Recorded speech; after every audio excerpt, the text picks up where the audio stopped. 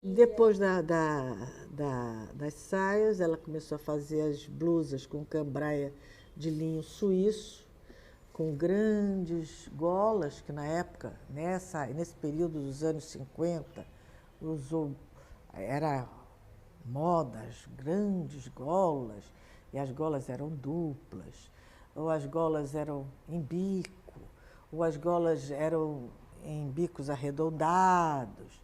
Havia uma grande variação em cima das golas.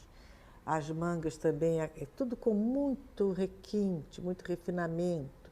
E chegou ao Rio uma costureira mineira de Belo Horizonte, chamada Silvana.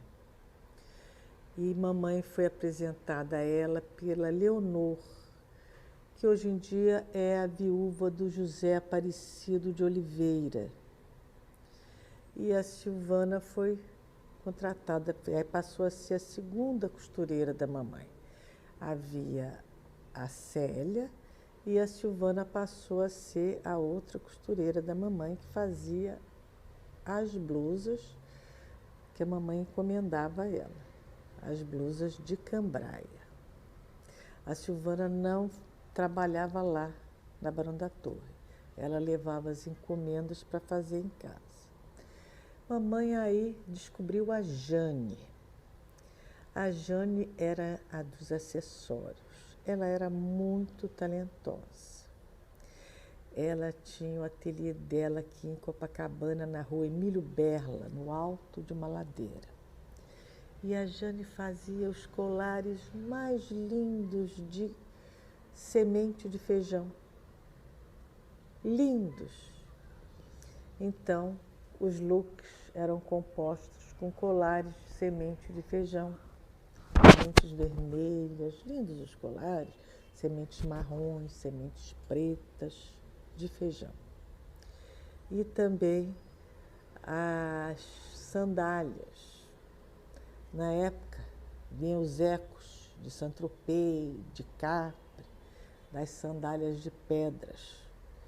E aí a Jane evoluiu isso para as sandálias, mas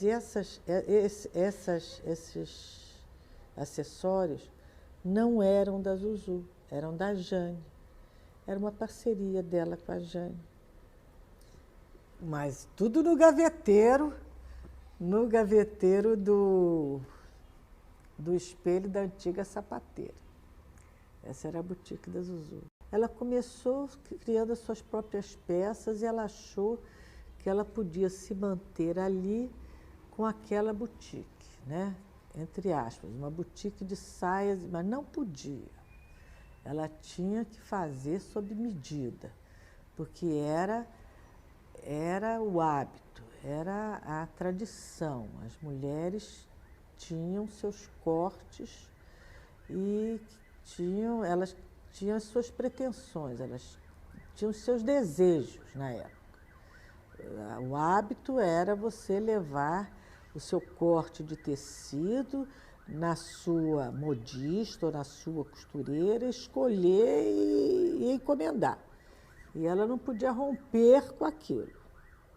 Não só na costureira, até como também na alta costura. Era assim. Desde a pequena costureira até a alta costura. Todos faziam isso. Não era a Zuzu que ia romper esse padrão.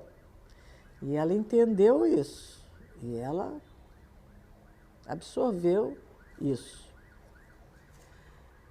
E ela então passou a fazer o que era pretendido. Ela recebia o corte, ela aceitava a encomenda e ela cortou um dobrado. E dentro dessa prática,